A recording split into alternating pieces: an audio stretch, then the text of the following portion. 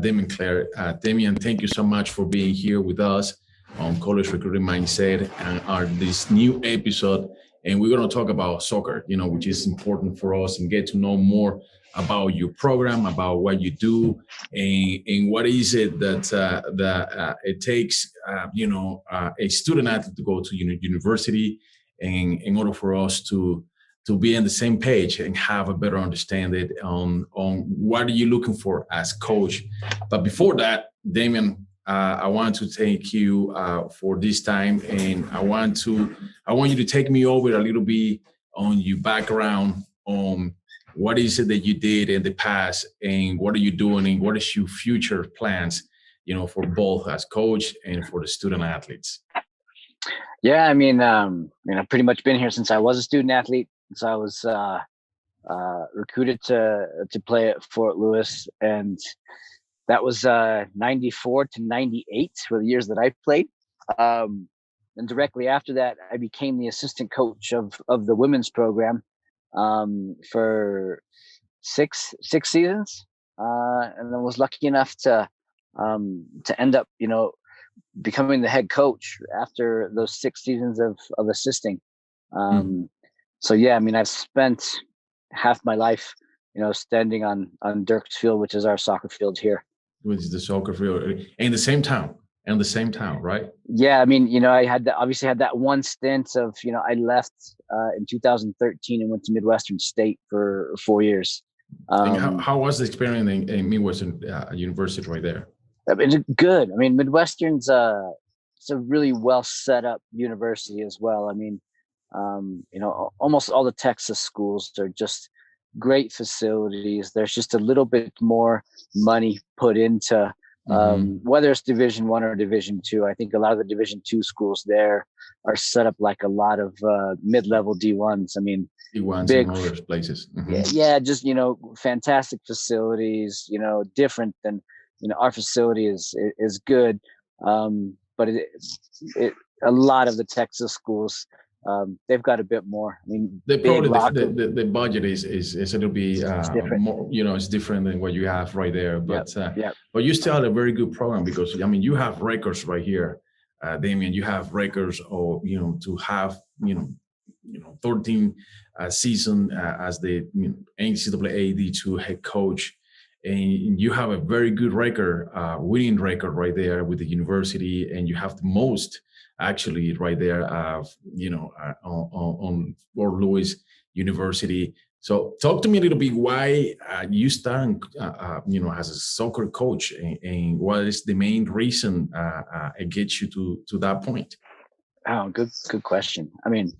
I think in all reality, I enjoyed quite a few of the coaches that I had growing up. I think I was really lucky to have a fantastic high school coach.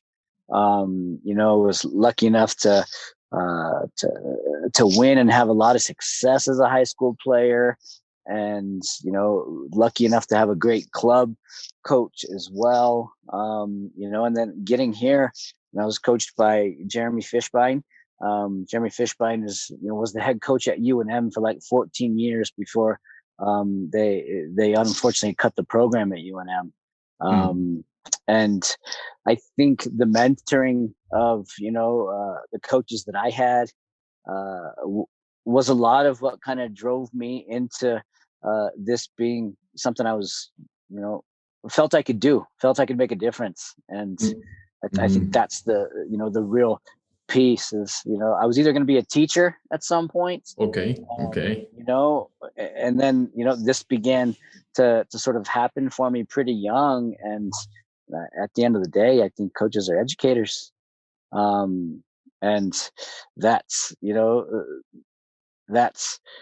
really what we have to be focused in doing, is educating our athletes, educating, ourselves continuously, and kind of building relationships that allow, our influence as people to hopefully help others, grow into better people. And sports happens to try to make a little bit of contribution, right? And to have a better future, for the kids, the next generation, which that's how I call it. The next generation have to be able to, to have a better understanding where we are. Especially with all this craziness that's happening on the planet right now. Yes, totally. It's a little bit. I want to go over a little bit. I want you to take me on that aim, but before that, talk to me. When you got to college and how you got to college, and how difficult was for you as a student athlete to get into college, or how easy it was. Yeah, there weren't near as many, I think, opportunities for us, in the early 90s and late 80s to get recruited and get seen in the same way. One of my best friends was the captain at UCLA. He's a kid that was a 4th draft pick in the first MLS draft, Adam Fry. So Adam, in a certain sense, was the guy that I think pushed so many of the athletes in our high school at that point in time to see that it was possible. Back then, it was sending a letter.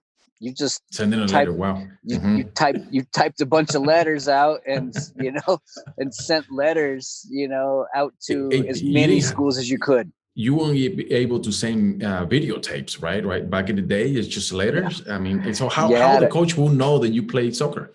Like literally, like you can send a letter, but how can I know that you play soccer? That's a really good question. I think, if you were back then, Olympic development, ODP was a really big piece of, I think, developing soccer in the U.S. I don't think it's not as important anymore as it once was. But if you were on an ODP team, then, you were at a region. If you're good enough to be at a regional camp, then if you're in that top, let's say 150 kids inside your region, your name's at least on a piece of paper that a coach could see, like, oh, this kid was at regional camp. You know what I mean? He's playing with other players that I'm looking at, in this Olympic development program. Excellent. So that was probably, the one of the bigger pieces of what you had on your resume back then, is that you were successful. And how many letters did you send? Good question. I mean, it was all over the place. I mean, I thought, like, since Adam went to UCLA, I thought, like, well, for sure they're going to give me a chance. They're going to give you a chance. Yeah. But I think I had like probably 30 or 40 massive, big Division I schools that I thought, I got to try and take a shot at.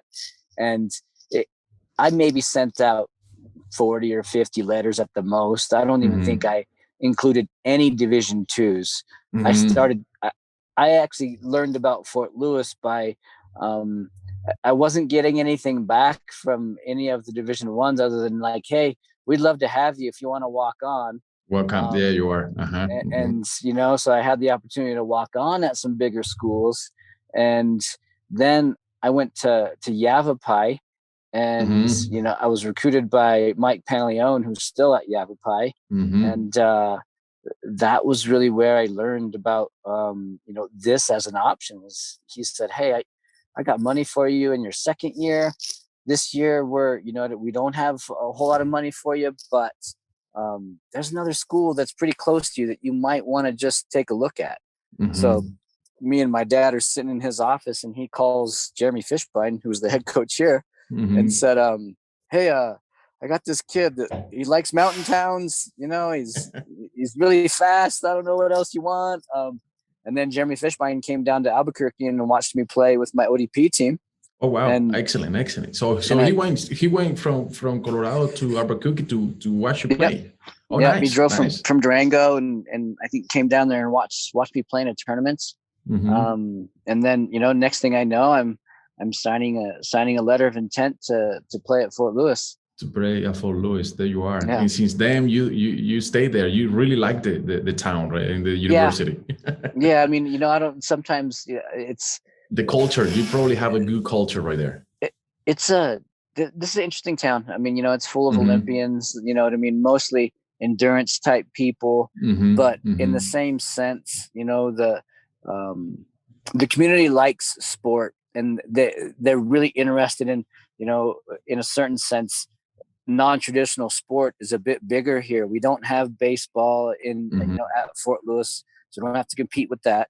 We have football, but football's unfortunately has never been as successful as soccer was. As soon as, Jeremy became the head coach here, we were winning conference championships, and the community, kind of got involved. So we've got a really unique community in terms of their interest in, being involved in, high level sport, and soccer's, lucky enough to fit into that category for a lot of people here. Excellent. Now I want to go back a little bit on something that you mentioned is I just sent 40 or 50 letters to Division I schools.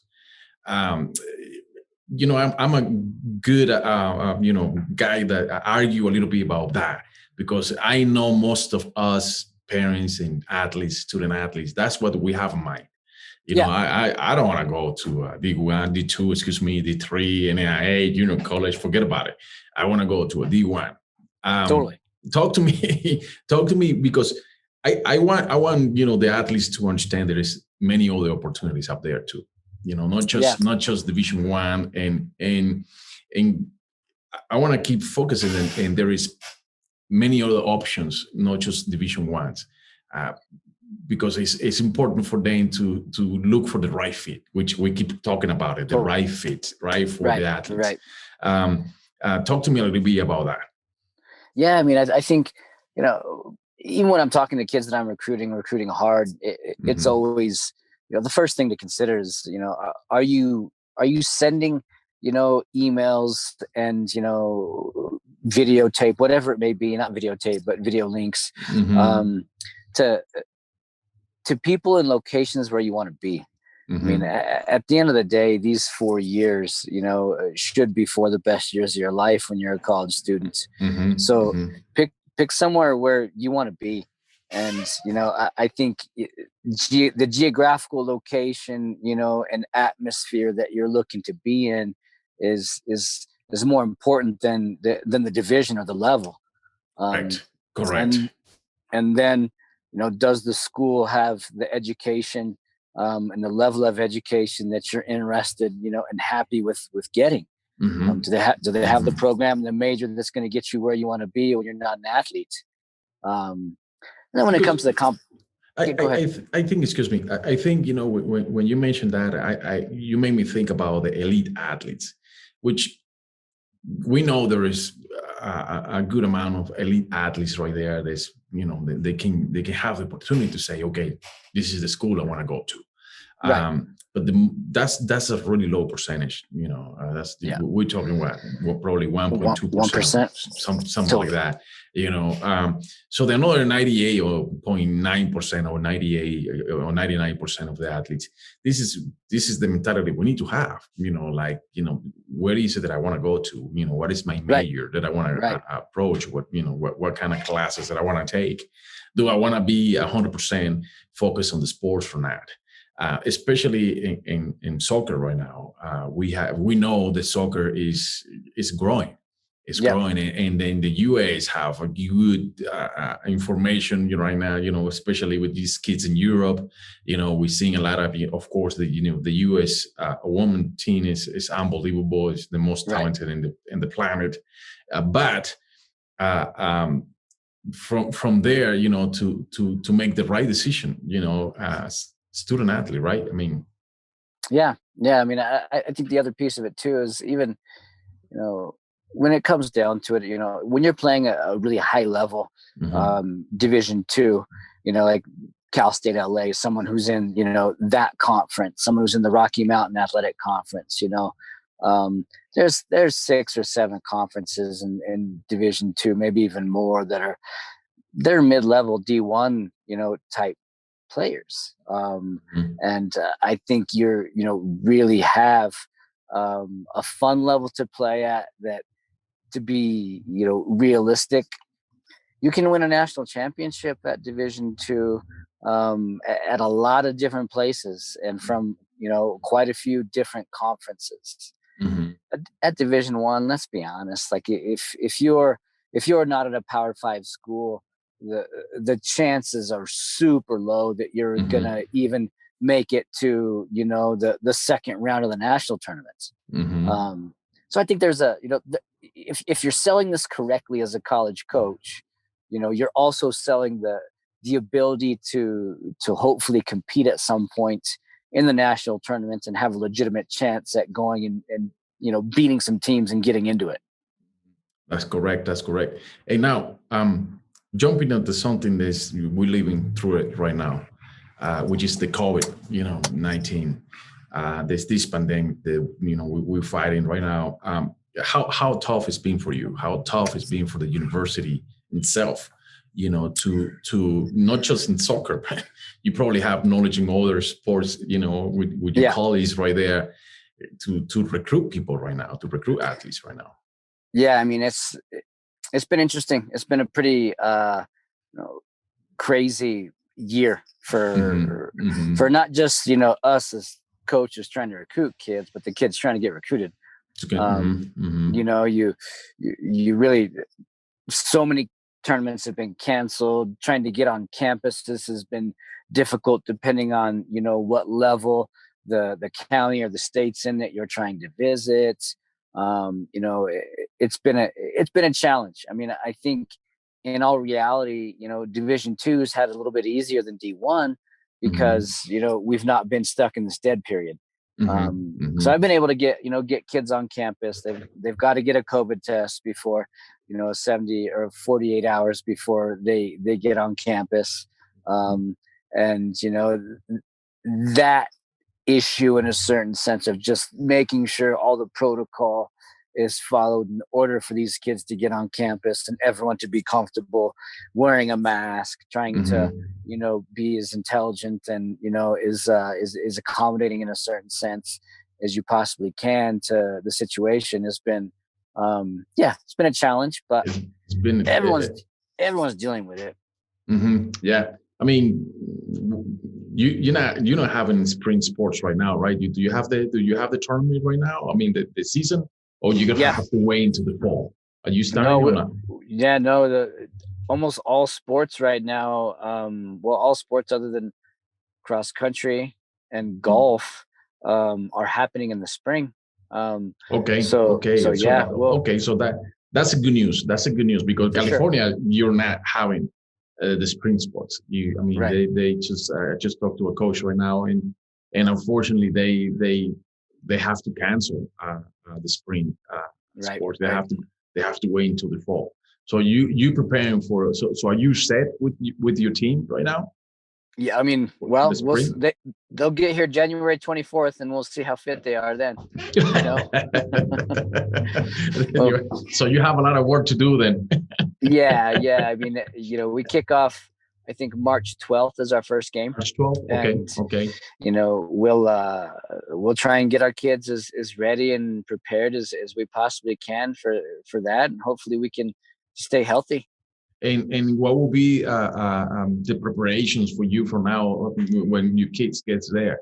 Like, precautions from the COVID. What do you have anything planned already? Yeah. Well, as soon as the kids get to campus, I mean, the entire campus, not just the athletes, are tested on day one when they get here. Okay. And then 5 days later, they'll get tested again. They'll get tested again 5 days later. So so two times in that first week, and then every time that we play a game, they'll be tested 72 hours before, and then 24 hours after. So they'll be tested twice with the games in between, and we're lucky that the school has basically found a way to. They used all the stimulus money here at Fort Lewis to buy tests. We've got enough tests to make it happen. And in the practice, what would you do in the practice? Like how you will manage that? Do they have to practice with the mask? No. Once soccer got moved to a medium risk sport. Okay. So in all reality, the way that they'll train is they'll have a mask, on their head, but as soon as they are breathing hard and we're playing, their masks come down. When they come back in, and we're standing around in a close proximity that's not social distancing, then, the kids will pull it back up over their face for, however long I'm talking. Then they go back out to playing. So, yeah, there's some hurdles, and there's some precautions for sure. But, but it seems like pretty much you guys are going to be very safe right there, for the kids to be. Yeah. I mean, they fill out a symptoms checklist every single day, and that's all in an app that's provided by the school. And, I think realistically, are you going to let them know that they cannot go out and anything like that? I mean, or they have to have precautions. Yeah. Oh yeah. I mean, I think when you're an athlete, there's that microscope's on you. The microscope, yeah. No doubt. The rest of the campus, you know what I mean, is always paying attention to what the athletes are doing. So you better be careful though when you start, going right there. Exactly. You got to be smart. And, you got to be smart. Yeah, you got to be smart. So the season start on, you say March 12th. You say the 12th. March 12th will be our first game. Yep. Nice. And go all the way into when? I think we have the first weekend of May. Is I think the end of our conference tournament. So how many games total? A good. Well, we have 6 games from the conference, and then right now I've got 3 extra games scheduled. So we'll have a total of 9 games at the moment. 9 games at the moment. Yeah. Okay. Yeah. Well, that's to start the season. That's very good. I mean, I think for having this break of COVID, I think 9 games. That way you can get your athletes in shape. Right. Right. Yeah. Just 1 game a week, for that first couple of weeks, and hopefully fitness wise, we'll be okay. And talk to me a little bit about, if, looking forward in the future, what is the plan for Louis Ford and, for you guys to for the team, itself? Do you have a lot of seniors? Do you have sophomore? How's that looking? Yeah, I mean, we've only got this year 3 kids that will, graduate, and I think one of them for sure is going to come back and play another season. So I think realistically, we're in a really good spot as far as this team being young. Now that we've got this whole year of eligibility back, I'm not desperate to recruit right now.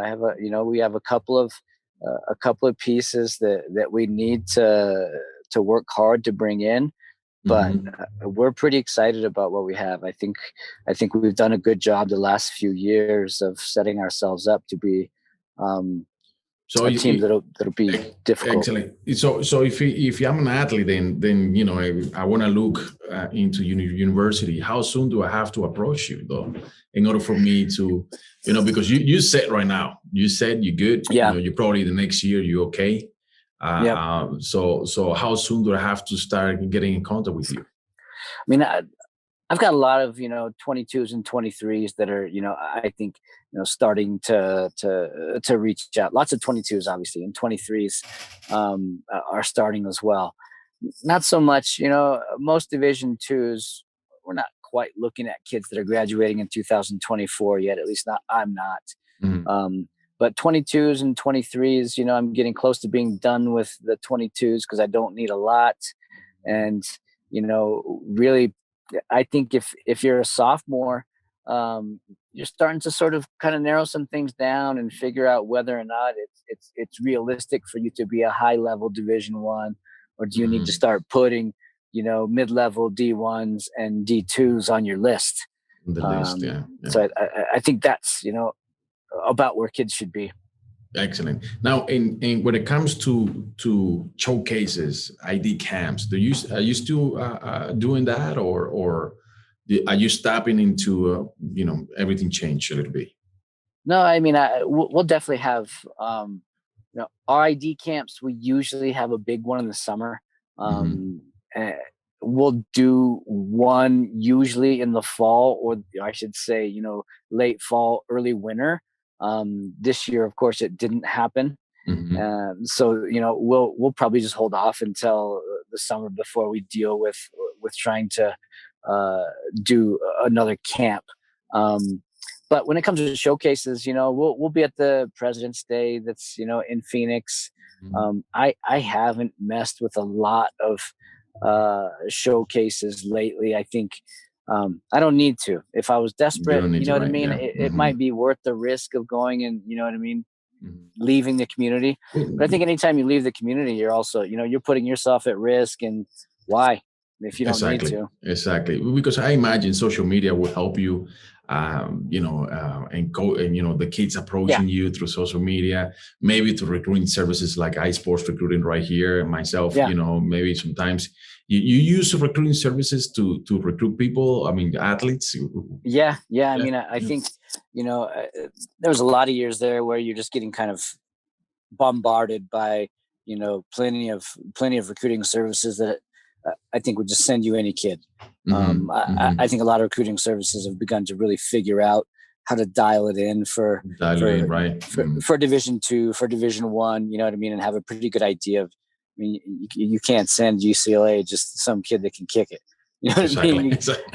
And there's a difference. And I think, a lot, to be honest with you, just because it's such a massive, NCSA is, I've got a kid, on the team now that's from Alaska.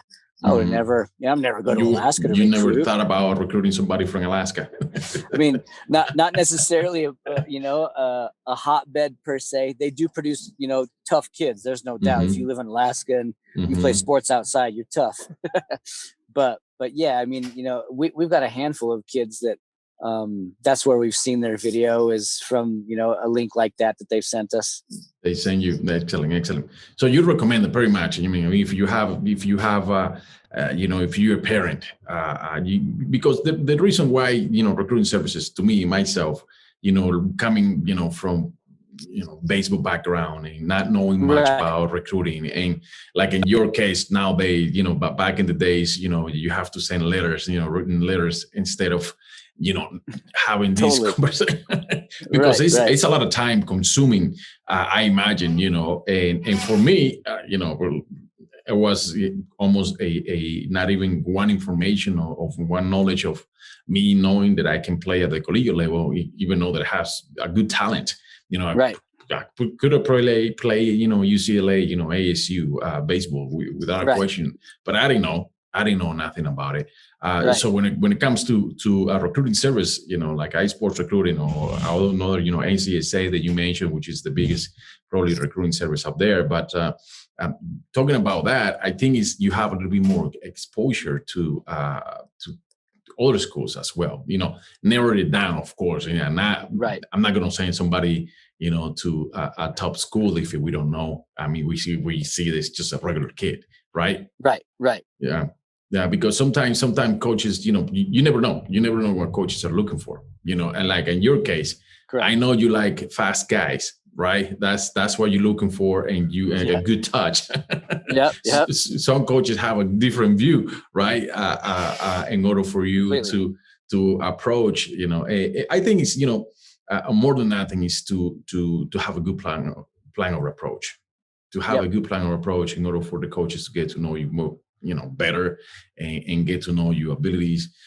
But because of COVID right now, I have the opportunity to talk to a coach earlier, and I mentioned to you, and he was mentioning to me that he got an attention from a kid who was practicing in the garage, doing the touches.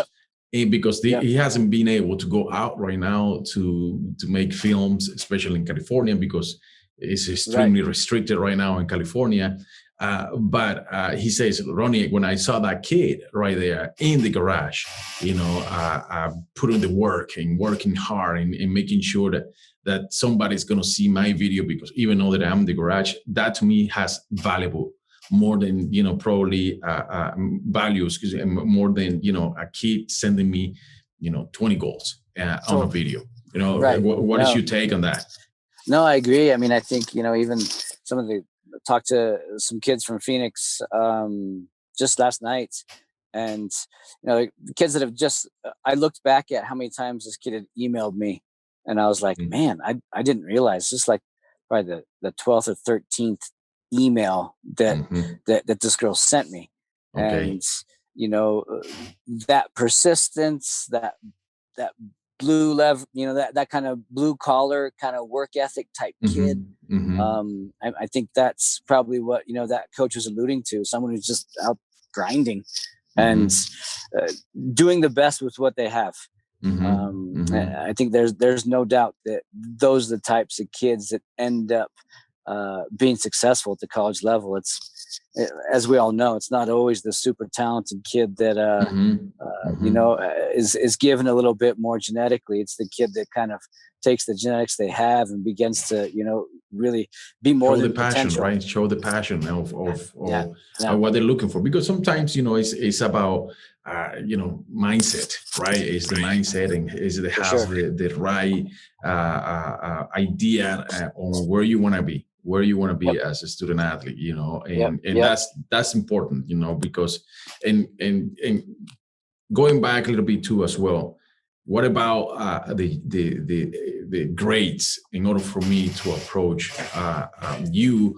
Where should I be? If I'm a student athlete, where can I be in Fort Lewis requirements in order for me to be okay with you? Academics? Yeah. Yeah. I mean, academically, most of the schools at this level, let's say us, Adams State, Western, most of us, if you're, a 3.2 to 3.5 kid, you're going to get a little bit of academic money, and that's a big piece of Division II, as well as, Division I scholarship packages. Because these schools, you think at Division I, the max amount of scholarships is 14. Doesn't mean that the school has 14. Correct. Soccer, in Division II, it's 9.9. 9.9. I don't have 9.9 scholarships, so I'm having to break my money up. You have to break it, definitely, and try and spread it out. So the academic piece, you're going to get into school with a 3.2, but there's a big difference between, if you're an out-of-state kid, getting a $5,000 academic merit scholarship or a $10,000 academic merit scholarship. So no doubt, the kids that, are close to a 4.0, between like 3.7, 5 and 4.0, are coming in with a completely different package and able to, I think, manage the debt of higher education a whole lot better. Definitely. Do the ACT have any big impact as well on that, or just the GPA? Yeah, I mean, most, like, the way that our school works is you have like basically a matrix. Inside that matrix is, your GPA and, your standard testing on one side, and then that, you work across the matrix to figure out where or what level of scholarship you have. Right now, the 21s, they didn't have to take ACTs or SATs because of COVID. So it was just straight, academic, or I should say, I'm sorry, cumulative GPA. The GPA, correct. And I hope that some schools stay that way. I think some schools will find a way to stay more, GPA based. Well, I get some athletes as well that coaches actually asking for the SATs as well, not just the GPA. Sure. Even though some of the schools are not requiring it, some of them are requiring the SAT. Yeah. I mean, it obviously I don't know if there are SAT and ACT sites that are open. At least not that I'm aware of here in Durango, but I'm sure you can take them online and, take that test online now. But, for us, I'm not worried about the SAT or ACT at the moment. Usually, yeah, for sure. You know what I mean? And I'm looking for a kid that's really 23 to 26 is going to get you a decent amount of academic money inside that matrix, as long as you're a 3.5. And then 22 to 26 are sort of the levels that we look for and know that we can put together a pretty good, full package for you if you're in that range academically. Excellent, excellent. And now talk to me a little bit about international athletes. We mentioned to you before, I was talking about, 80% roster of international athletes. How is you rostered with international athletes? And you know what, on the girls' side, I've never had a foreign kid yet. When I was at Midwestern, there was a really big contingency of kids from the islands, Caribbeans. Oh, really? Okay. So okay. I had a couple of Caribbean kids that walked on because they were there already. Mm-hmm. But in all reality, it's tough because of the fact that if you miss, a lot of times you're paying big money for a kid that could put you in a tough situation for a while if they're not. Yeah, they have to be an absolute impact player for me. And because it costs me so much, I bet you, and I don't know for sure, but a lot of schools, maybe Cal State LA, for instance, they might have some academic incentives financially to bring in foreign kids, and we don't really have anything. It could get very expensive. It could be very expensive for international athletes. I mean, it's 32 grand to come to school at Fort Lewis if you're an out-of-state kid or an international kid. So that's a lot of money.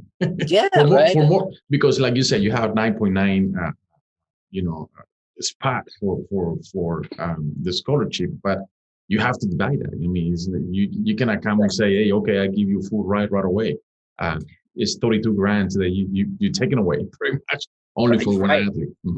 Right. I mean, I know a couple of schools that go about it that way. Like, if you look at like West Texas A&M, they found a great connection with Jamaican kids, and the coach there has taken that risk, and he brings in 2 to 3 Jamaican kids, and then he gets as many quality walk-on players as he can to sort of supplement that.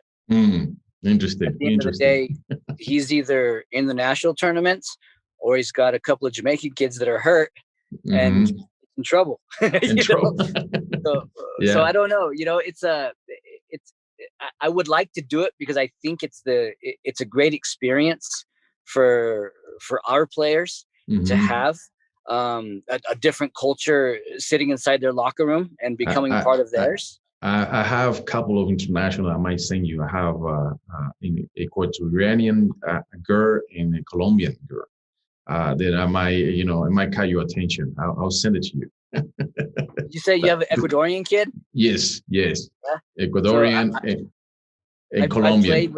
I played with an Ecuadorian here, and his father was actually the director of the federation, or the head of the federation of Ecuador for a long time. Yeah, the Chiriboga family. But I told you they're playing tough, man. They big strong kids, right there.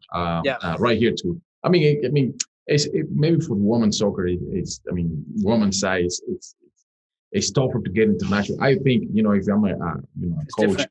Because the U.S. is the number one team, when it comes to women's soccer, so to go out, which you could, I don't see the reason why not, but you have very good athletes in the United States, especially in soccer, women's soccer.